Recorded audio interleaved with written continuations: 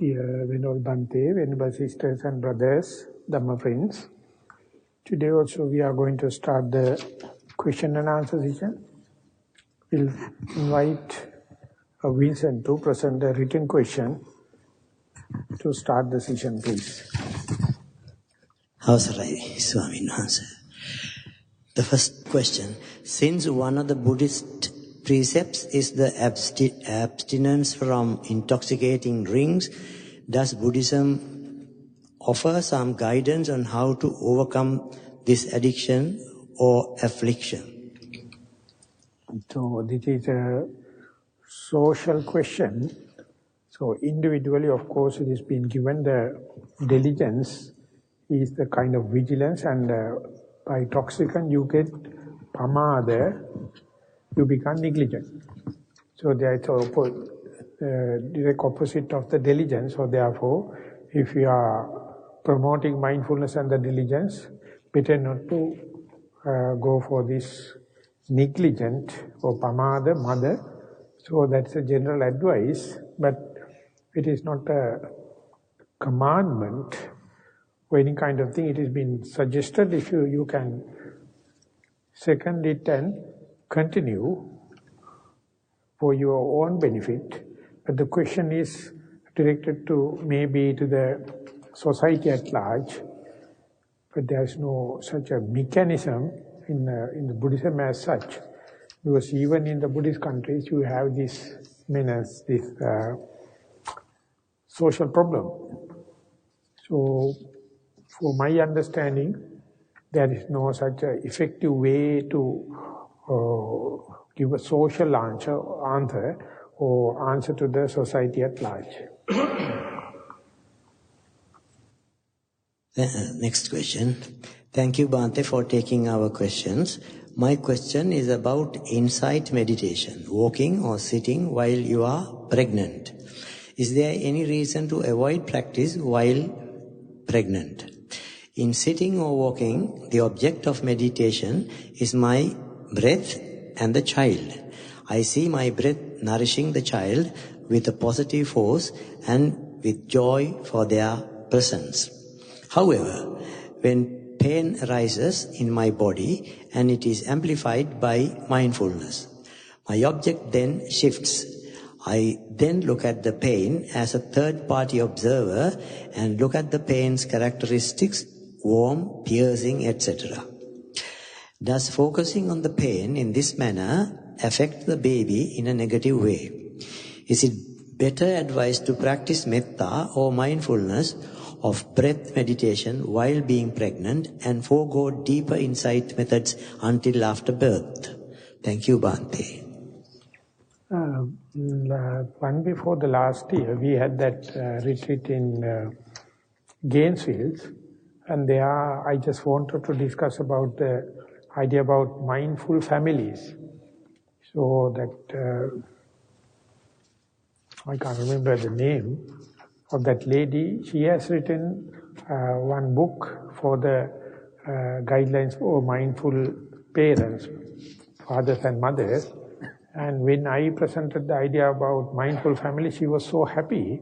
In the preface, she mentioned when she was pregnant for the second child, her master asked her to not to practice meditation, because being pregnant that you can't do specifically the full-time meditation or residential kind of. But she was hesitant about that. But when I come out with the idea about mindful family, is embracing everyone, whether you are pregnant or whatever may be. And she was happy to embrace this idea. And therefore, for my thinking, there's no hindrance or there is no blockage whether you are a male or female or pregnant or not, because this is just be aware of what is happening. And yet another incident, when I translate some books of Upandita Sayadaw from Burma, one day he met some of his relatives, a married couple, and they are just religious-minded, but not meditating. But the Upandita Sayadaw asked them to come and ask what are the to see possibilities to come and take a full-time meditation retreat. And they were giving so much of reason not to come and take part in the meditation. But he played in such a way when the husband is meditating, wife has to take care about the family. And when the wife is meditating, husband has to take care. And but anyway, yeah, meditation was not so successful. But due to the Sayadaw's influence, they came and took 10 days each. And after 3 years, they never confronted Sayadaw. And after 3 years' time, again Sayadaw caught them and asked to come close. And they were telling from the Bhante, please ask us to do meditation, because at that time we have only 2 children, now we have 4 children. So therefore, don't ask. Then Sayadaw has mentioned, no, I am not asking you to, I am not forcing like that. I just wanted to know what is the difference between 2 children before meditation and after children, the children after meditation. And they start to look at each other's face and found remarkable difference. Remarkable difference before parents are meditating and after that. So therefore, Sayadaw has mentioned, I am not worried about, I just wanted to have that experiment. What is the effect of meditation for the children, whether it is in the womb or after parturition? It's remarkable. So therefore, in Sri Lanka, I think for the first time we had one session. I am not involved. When the pregnant mothers meditated, what is the effect? What's the benefit for the children? And in the early scriptures, it is based gap perahara. There's a particular term, gap perahara. Gap means the pregnant. Gap means the womb. Pelahara means kind of a ritual. There had been, but the term is there in the literature, but we do not know. So therefore, under the term of Satipasala, that mindful families, mindful school, we just wanted to start from the age 10 to 20, and some people came and talk about what about the Satipasala, the Montessori classes, and still young. And then it went up to the pregnant mothers also, and we are trying to do it and see. This is asking about the benefit towards the mother as well as the child, and definitely it is a good treatment to the child. So therefore, it is there is nothing blocking. If you can do it, just be aware. Either you can do mindfulness on the in-breath and out-breath, or be the present moment, or in your posture, or your loving kindness to the baby in the womb, whatever it may be, it is happening in a beneficial way. So I am talking not with my personal experience anyway. I am not pregnant. But I'm sure if it's going to work. So remember, gap perahara means kind of a blessing to the child in the womb. So it's a good idea for young mothers. The next question. Bhante, thank you for such an illuminating Dhamma talk today. I have heard Shinzen Yang say that if he were to teach only one path to awakening, it would be nothing gone. It would be nothing gone. This sounds like exactly what you are suggesting by advising us to penetrate the end of the out-breath. Can you go into more detail about the mechanics of this? Are we simply noticing the absence of sensations? Are we looking for the 3 marks of conditioned existence? Could you describe your own experience with penetrating the end of the out-breath and what insights it led you to? Many thanks. It is not only related to the end of the out-breath. that the Buddha mentioned, the commoners or uninstructed beings are only worried about the arising part of the phenomena. They never happy to look at the cessation part of the phenomena. Usually they consider it as unauspicious. It's happy like a bad omen. Only the samudaya, the appearing part. And if you are patient enough, if you are the continuous mindfulness or steadfast mindfulness, then you are not going to event by event, phenomena by phenomena. You be with one phenomena and see it from the beginning through the middle to the end.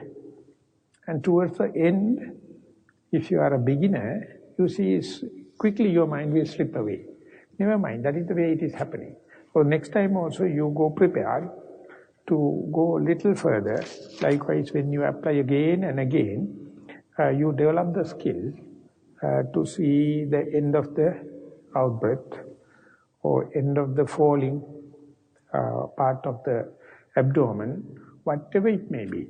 So more and more you go into that, your sensitivity is increasing, your mindfulness is increasing, your sharpness is increasing, penetrating capacity is increasing, so that hidden knowledge pertaining to the cessation part. There's three kinds of insight meditation: Kayanupassana, Vayanupassana, Nirodhanupassana. All the three emphasize that. When something ceases to exist, just be aware. Vayanupassana, when it is exhausting any object, observe it. Nirodhanupassana, disappearance of the object. So this is happy life nihilistic, happy life negative, happy like a bad omen. Therefore, in the normal values, it is not been appreciated. But along this anupassana, out of 18 anupassana, there are 3, Kaya, Vaya, Nirodha. So this is how it is leading to the third truth of the Four Noble Truths. That's called the Nirodha Satya, the truth of cessation. And when the Buddha delivered the first sermon, that is Dhammajiva Sutta, what Venerable Kondanya expresses, Yankinchi Samudaya Dhamma Sabbanta Nirodha Dhamma. Bhante, what I gathered out of your talk is, whatever arising, it has its own Dhamma, nature, to ceases, to exist.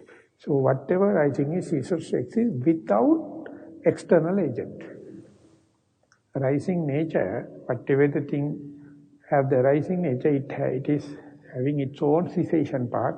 That's a great relief, because anything arising in our mind is nothing but tension, nothing but frustration, nothing but disappointment. So each and every tension, each and every frustration has its own cessation.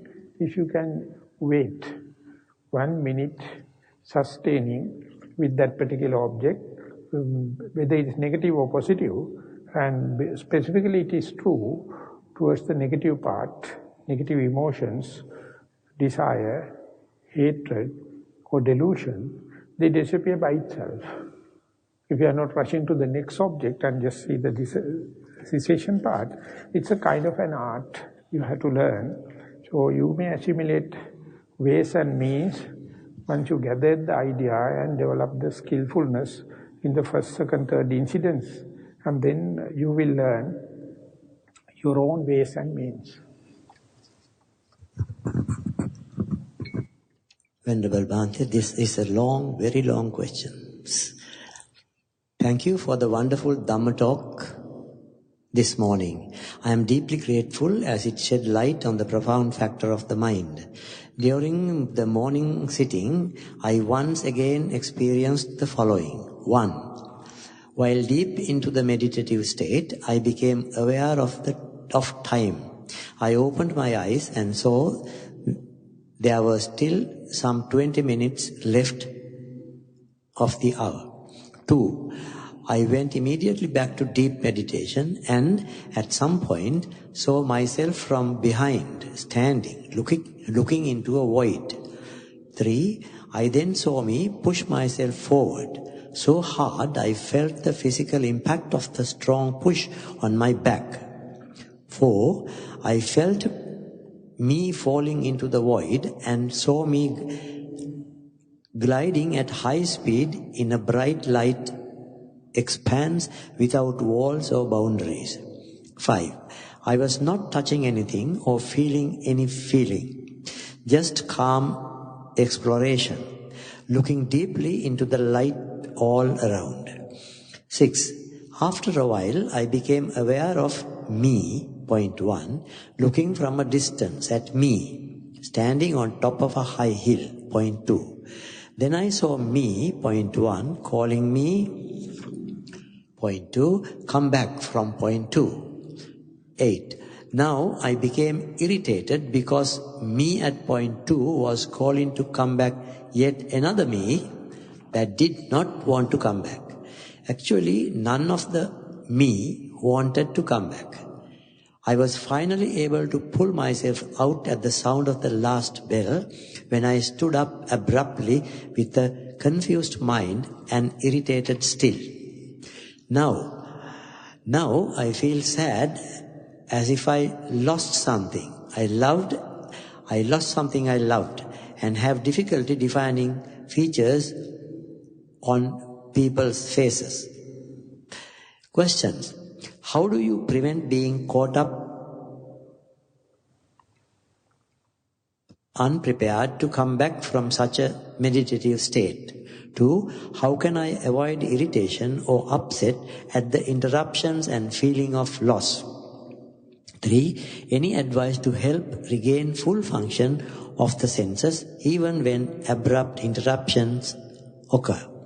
Thank you very much, Bhante, for sharing your compassion.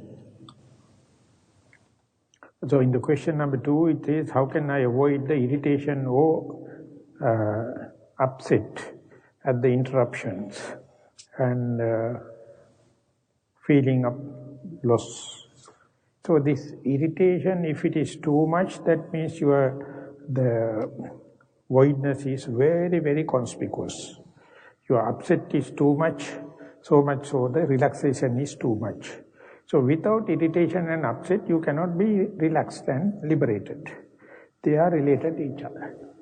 So very nicely the Buddha explained in the Ananjasappaya Sutta, sometimes due to your proper approach of the meditation, you take a gross object and it becomes subtle and then becomes subtlest.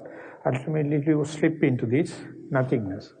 When you are in the nothingness, for the beginner, he or she cannot comprehend that I am in the nothingness unless you get an interruption. Once you come out only, you know, I have been so far in a bounded space. So their bounded space, understanding is completely relative to the interruption. Usually what happens is you hate interruption. Then you miss the bus. One day you have to love the interruption. One day you have to love this irritation. And irritation and relaxation, irritation and release are interrelated. So therefore, imagine one day you will have equipoised mind to the irritation as well as for the liberation. Upset as well as well set. So that is what you call the maturity. So therefore, by meditation, you won't get the maturity. You get the missing link, missing part, that the space, limitless part. But for a beginner, he or she can't comprehend as far as you are in the limitless area, in the space, in the infinitum, because there your senses are not working. You can comprehend it once you come out. The coming out happens like a jerk. And so therefore, after a while, you will be developing not the discrete difference between the irritated mind and the released mind. You will see it is happening very frequently. Within a sitting, 10, 20 times, you slip into nothingness, again come back, again slip into nothingness, again come back. So likewise, ultimately, you settle down to a situation unwavering mind, unshaken mind, to consider both are the same. And that's the point you get kind of a release. And that is, you can't comprehend, you can't imagine, you can't assimilate, unless otherwise you have experienced nothingness as a result of your meditation. So how much mastery, how much seasoning, how much application of this system has to happen to get this maturity, get this equipoised mind, or not to take carried away by these vicissitudes of the world, or that is called upekha. So that is the ultimatum. So you have to go. At the beginning, of course, they appear very, very drastic difference. The nothingness and the emptiness appear like a bliss. And the irritation and upset appear like a thunderbolt. But when you keep on practicing, their amplitude will reduce. Ultimately, irritation end up with the release, and release end up with the irritation. Without irritation, no release. Without release, no irritation. Likewise, they appear complementary each other. That's the point we can say mind is maturing. Mind is getting the distance from these worries and the frustration because you have equipoised mind. You have the equally suspended attention for the both. So therefore, this is a very, very dramatic advancing stage in the mind. So don't rush to a decision quickly. Keep on practicing. You have to do feasibility study. More and more information let the mind to entertain. Ultimately, with the help of the instructions of the Buddha, the mind will be mature enough to consider both of them as equal. I know, I accept it is not rational, it appears like ironical, but that is the way out. You have to consider the space as well as the upset and the irritation, limitlessness and the irritation in equal weight. The next question. What do you mean when you say faith is especially important as mindfulness begins to examine reality more and more closely? What role do you see faith playing as the practice deepens? And how can I continue to cultivate faith? Thank you very much for considering my question. To answer that, you have to understand faith as an evolving thing. The very first kind of faith, called unfounded faith or superficial faith, that's what all the religions are sharing. So that is how you feel like doing something, put into practice like. So when you are practicing, let me say like that, as far as you are in the superficial faith, as far as you are in the unfounded faith, your faith is upon something external, omnipotent, omnipresent God, or omniscient Buddha, or your gracious teacher, or your Dhamma, whatever may be external. So you take one part and put into practice. Just sit and be mindful in the breath. And when and where you see the breath, when and where you see the in-breath and out-breath difference, when and where you see the beginning, the middle and the end, like, you develop kind of a faith. It is called, first kind of faith is called pasada saddha or amulika saddha. Then it is evolving into the okappana saddha. You have your own experience, at least related to your breath. So that faith is not depending on something outside, it is within yourself. So that faith is pushing you more and more into the penetrate into the object, and that is the part we meditators developing. More and more you develop the continuity of the mindfulness. This okappana saddha, the kind of resolute kind of a faith, is developing because it is happening with your under the nose experience. More it becomes, your faith on the external things reduces, and your own the direct experience, the faith based on the direct experience increasing. So at last, when you become an arahant, you lose complete faith upon external thing. The Buddha mentioned it as asaddo.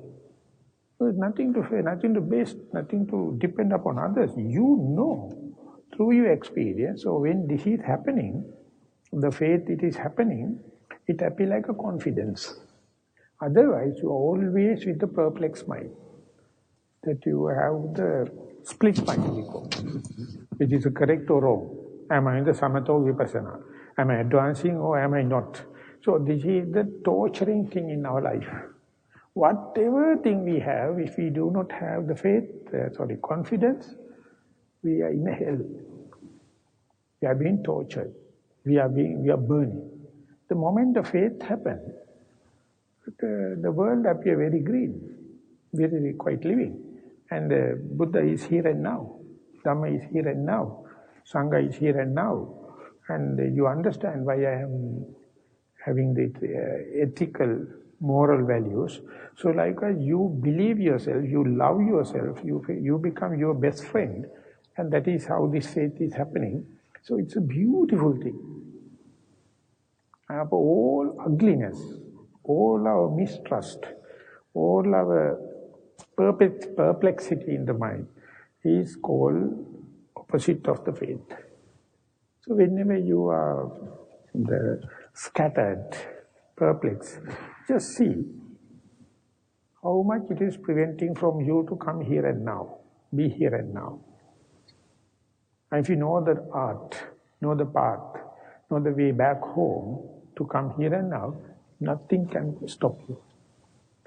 Under any perplexed mind situation, that's how the Patachara, the mother of the two children, already died, husband died, parents died, she came to the audience naked.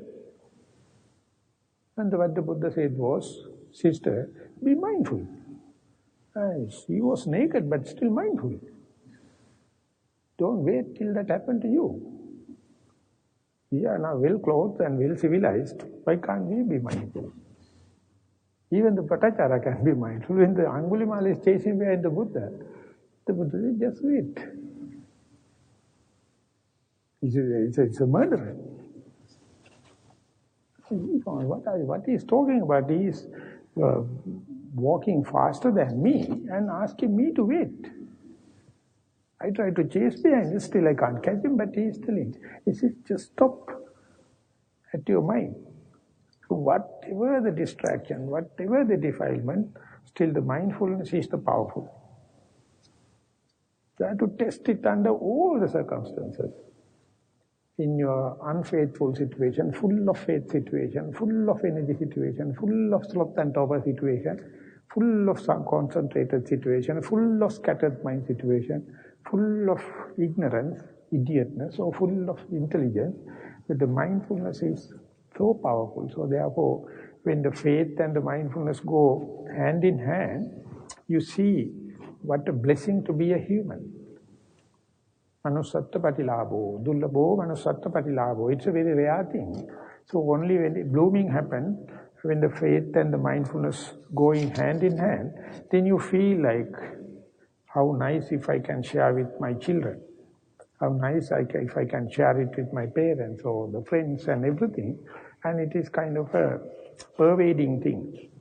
So faith do marvels, not the superficial faith, but it is evolving into the Okappana Saddha, and then it goes to the Adhigama Saddha, your final realization. And besides that, there's another called Agama Saddha. That's what in the Mahayana tradition explained as a bodhicitta.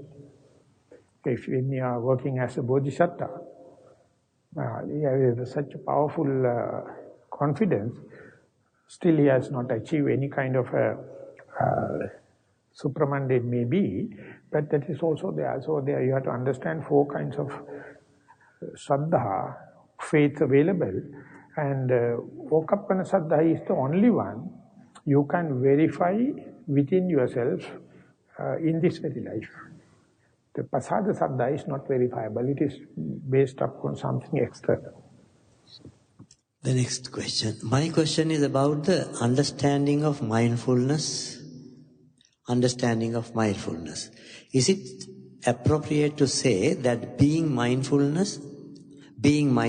at every moment is equal to being aware of the limitation of the self-consciousness of human beings? being mindful at every moment is equal to being aware of the limitation of the self-consciousness of human beings. Thank you. Yeah, once become mindful, it's a byproduct, the understanding how much I am limited as far as I am in the egotistic self-based. So first what I have to do, the active part is to be mindful. Then the knowledge you gain, the true knowledge what you gain is how much I am ignorant as far as I am within the framework of ego and the conceit and the desire. These are the blocking things. When your mindfulness happens, it is choicelessly be aware, everything.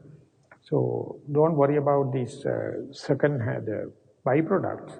It's an endowment, it will happen. Your primary task is to mindful, but there's a relationship is there, as tried to explain in the statement. There are two more questions, seemingly written by the same person, going by handwriting. I very kindly request her or him to meet me after the session. It's little we can discuss.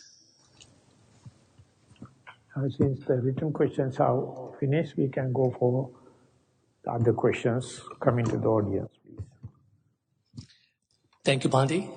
I came to this retreat with an expectation of connecting or being in alignment with Cosmic Library.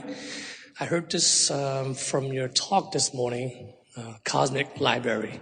But so far, my thoughts are in a race with past, future, and the present. In the present, I'm in the present moment for 10 seconds max.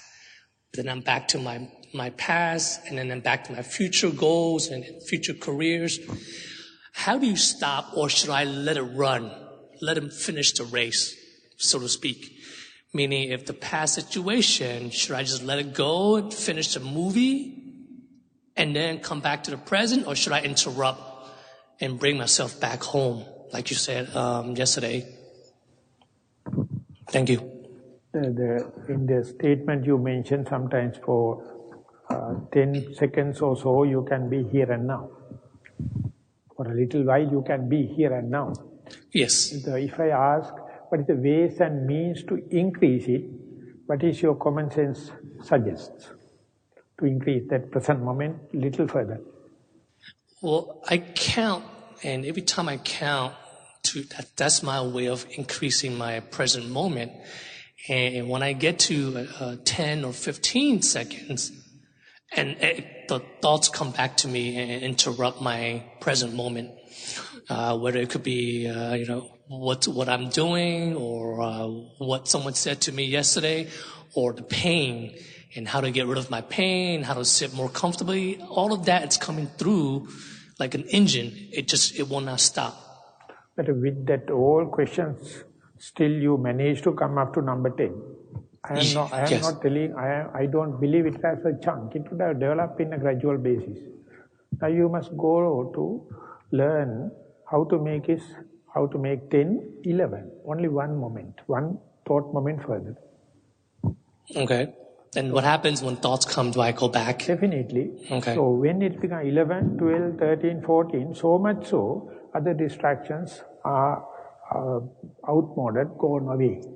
So therefore don't worry about the distractions. So much so when you are worrying, you are really fertilizing distractions. You are really giving food for the distractions. So what you have to do is, now you know for 10 seconds I can be there. What are the ways and means so that I can make it 11? Don't have a big task or big leap, only have one unit. And then 11 to 12, 12 to 13. For my understanding, whenever you are about to break from the mindfulness to unmindfulness, if you go prepared for this 10 second at the brim of the 10 seconds at the end, if you go prepared, you will not be so unhappy about the thoughts, you will be not so unhappy about the future planning and kind of, you go prepared. So preparedness is the answer for that, and that's first and foremost. Second thing is, don't be so aggressive to the distractions. So that aggressivity to the distraction become fertilizer for them. Only thing you have to think positive. So how can I increase the thought moments of mindfulness? Because you have already successful up to 10 now. It's a matter of 10 to 11, 11 to 12, 12 to 13, like it's called gradual process, anupubba sikha, anupubba kiriya, anupubba patipada. And the most the difficult thing is to get the first introduction. It is called just kindling. Once kindled, you have to give fuel to the fire. You can continue. Now it's your matter is not kindling; it's a matter of continuity. So for that, more as frequently as possible, go into this norm 10 and see how can I make it 11. Make it simple task, and slowly it is going. And what about having expectation? Does that putting too much pressure on my body? Yeah, that is called motivation. So at the beginning, your motivation is what help you to bring up to the 10. But if you're going to accelerate it and try to be smart, that motivation works negatively. So you have to understand the motivation is a kind of a devil. You have to have it, but it must have in the proper dose. So motivation is there, and specifically the younger generation, full of motivation. Right. So when you're at the 50s, it is less. The 70s and 80s, only you have regret. Thank you. Hello, Bhante. First, I'd like to thank you for your answer on day one. Even the knowledge that the pain that I was having would subside helped accelerate its gradual decrease. And now I'm able to concentrate a little more effectively. And I guess it really proves the importance of the third noble truth. My question is a little bit more practical one. I'm only recently able to enter states where my body does not feel, is this kind of second character, but my head and my, this area right here is still, I guess, for lack of a better word, a part of me. I was wondering if I should continue in the manner that I'm going, or if there's another way forward. So if it is something happen, nothing to worry about that. Don't do it in that kind of a discrimination. Just give the equal way, and the mind selects according to its own way. So not necessarily only this way. So likewise that boundaries are changing now. For example, if you wish to do away with the worldly worries and the worldly frustration and kind of thing, the effective answer Buddha give is, bring the attention to the body. What does it mean? It means above the soul, below your hair, covered by the skin. That is what you call in, the body. And as far as the mind is within the body, the rest of the world is outside. So you see the in and out boundaries as the skin. Uddham uddham padatala ado kesamattaka tacha paryanta. The Buddha says skin is the limit. Outside the skin is out, inside in. And while meditating, sitting, you feel, if you are doing the inside in-breath and out-breath, you feel the upper part of the body is the most involved part. So therefore, later on, you won't worry and you don't feel the lower part of the body. You take the upper part as the in, rest is out. Now that's the upper part of it. And after a while, the tip of the nose is the in, rest is out. Or the rising and falling is the in, out. So like as you can see, boundaries are coming closer and closer. And when the concentration goes, again the boundaries goes to the world. When you are unmindful, again mind wander off. The boundaries gone. Again boundaries coming. So what is the definition of the boundary? And there's a best book I read, Ken Wilber, no boundaries. And when you are observing, all the questions are pertaining to the boundaries. This expanding, contract, expanding, contraction. So therefore, when you understand impermanence. Boundaries are not permanent things. But we can't live the life if the boundaries are changing. We are fixing boundaries in our houses and the gardens and everything. We are putting boundaries in what you call the conventional world. But when you become mindful, everything becomes a joke. Boundaries are sometimes agglomerating and going there. That's called the one-pointedness. And then everything comes onto the converge into the one particular point, that becomes in, rest of the out. And again, when the concentration is scattered off, the boundaries changes. So you can see, in terms of boundaries, how much it is impermanent. So it may be the head one, and sometimes others are not there. And imagine what is happening in the dreaming. No any kind of a moral shame, moral fear. So you are in a completely different atmosphere. No civilization. You are a brutal reptile. Reptilian mind come into being. Anything valid. And again, when you get up, what happens? You fix the boundaries. So this is, it happens. So just see soon after the getting up in the morning, how quickly you see, where am I? Am I in the Chuangin monastery or back at my home, in my own bed? So this is the way it happens. So I think your case is pertaining to the boundaries. Take it as a hobby. See how it is changing. And don't claim the body as the boundary, or head as the boundary, or your garden as the boundary. See how quickly it is changing. It will be very amazing. Thank you, Bhante. Hello, Bhante. Thank you very much for today. You touched a bit about hobby, and you just mentioned the term again.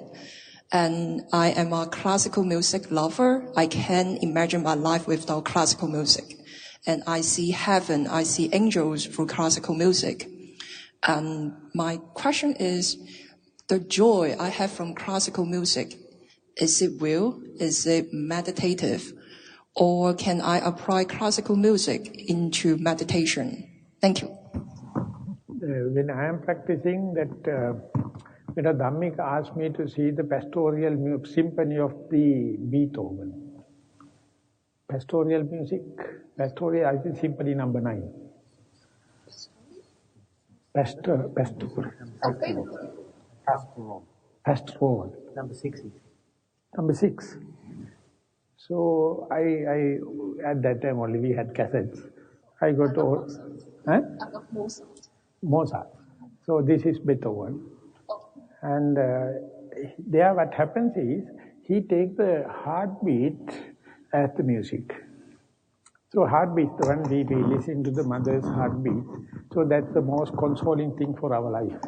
So when we hug, when the mother is hugging, we keep the eye to the mother's heart. So everything is finished. So in the music also it is happening. The pastoral means is the peasant kind of farming kind of atmosphere. And he reduced the music for a split second to the utter silence. And that is the highest music. And then again start very slowly bringing back to the normal thing. So your silence is the best music. You are utterly lost in classic music, rock music, bloody foolish. The silence is the music. Sound of silence. So therefore, let it happen. You give all the kind of sound pollution called classic music, rock music, all are sound pollution. It may be with the music reduce and go try to the reducing of the tone of the music and come back to the utter silence and see how much you must be totally aware to listen to the sound of silence. So when I do When we do mindful schools, we ask the children to sit and ask them to listen to the gonging sound and to listen to the end of it.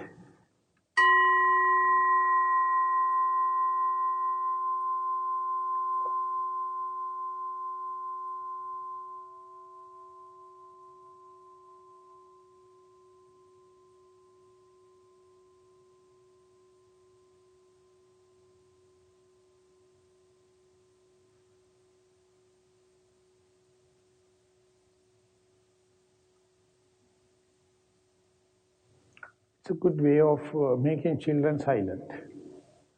But when you first gong, still they are talking, they can't go to the sound of silence. Second time you have to ask, so you see, so you have to be very careful, not make any sounds, no noise, just reduce. And ultimately ask them to write what is your experience of sound of silence. And one girl, I think when we are doing in Melbourne, she told, you must be completely, totally aware to listen to the sound of silence. Totality must be there. So you are completely concentrated. Concentrate into the music and reduce the disappearance of the music, the cessation of the music, the tapering off of the music. So you have to talk to the mic, please. So whatever may be the kind, you have to give the attention with the full your devotion, full your aesthetic idea of the music. And as a meditator, let it fade off and focus the attention. Yeah. You see, to have the high-pitched music, you need not that much of a concentration or mindfulness.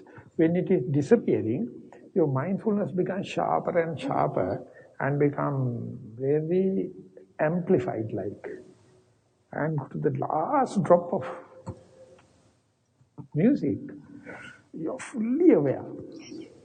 You're fully aware and you are fully self-composed, self-satisfied and contented. So therefore, you can do it in a productive way in order to increase mindfulness. And there's a sutta,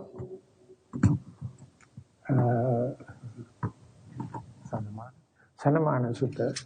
The one deity come to the Buddha and says, Tite majjatike kale pakkesu sannivesesu sanamana braharanyam bhayang sanjatang viya. He says, in the mid of the night, even the birds are sleeping, there's utter silence. I develop kind of fear. There is complaint to the Buddha. And Buddha also living in the same forest and in the same silence. Then the Buddha says, Tite majjatike kale pakkesu sannivesesu sanamana braharanyam piti sanjatavya. When the birds are not singing, everything in the midnight, there's a kind of inner silence. I feel so elated, I am so happy. That's the solitude.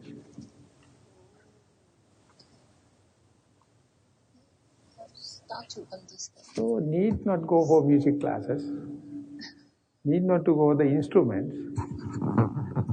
Each and every music and sound is like rattling sound. Rats are chewing. When it ceases to exist, you're fully blooming and listening. You don't be in the totality to listen to the sound of silence. That's a very nice book written by Venerable Amaro in the Amaravati, listening to the inner sounds, or called sound of silence. Thank you, Bhante. Thank you very much. I think you are very unhappy about to say thank you. You will make so many musicians unemployed. So that's why. Thank you, Bhante. That was a wonderful explanation of silence and the beauty of the sound of silence. When you ask the children to describe the sound of silence, do you ask them to describe their interpretation or their feelings to the sound of silence? So both are valid. Somehow you have to express it. Usually you can't express it. It's beyond articulation. But definitely a sound experience. But very difficult. But the children, they find ways and means how to express it. Sometimes with drawings, sometimes they sing songs, and sometimes they write essays. And that's the beauty of children. They never say, no, I can't explain like, but they try. You all the elderly people, useless. You find excuses not to tell anything, and he says, no, I feel, but I can't express like. But the children, they never. They express themselves. Thank you, Bhante. Hi, Bhante. So my question is, do you know any formats of sleep meditation? I cannot sleep at night. It's very hard for me to slow down my mind and try to get into a state where I can prepare to sleep at night. So what is the situation when you are taking a residential retreat, you get aggravated more and more, or find an answer to the question? When you are in a retreat like that, is what you are talking about, or you are talking about the general situations? Oh, in general, but yes, When you are in a retreat, does that get aggravated more, or you become calm?